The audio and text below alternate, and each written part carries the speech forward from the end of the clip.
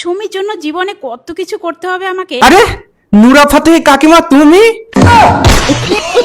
আমি এটা নিয়েই ভাবি, সারা জীবনে এরকম ধরনের ড্রেস পরার আমার সুযোগই হয়নি। আচ্ছা কাকিমা, তুমি যে এই নোরা ফাতের মতন স্লিম ফিগারটা বানালে, কি করে বানালে একটু বলো তো, একটু বলো প্লিজ। আমিও আমার বন্ধুকে এরকম একটা ফিগার মানে বানিয়ে দিতে চাই। ওর অনেক দিনের ইচ্ছে আছে যে এরকম একটু ফিগার টিগার বানাবে। তোর নোরা ফাতিয়ে কাকিমাকে দেখবি তাই।